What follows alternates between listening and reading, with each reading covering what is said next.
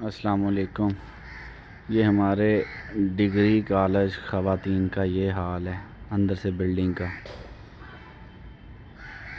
ये हालात हैं।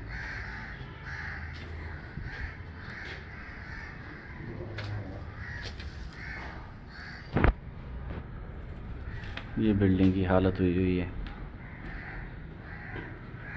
अगर गवर्नमेंट इस पर पैसा लगाए तो उसको ठीक कर सकती है। ये देखें, ये हालात है बिल्डिंग के।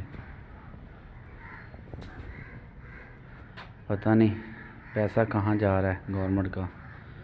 कर्ज़ पे कर्ज़ हम लिए जा रहे हैं दूसरे मुल्कों से, और हमारे गवर्नमेंट के सरकारी इदारों का ये हाल है।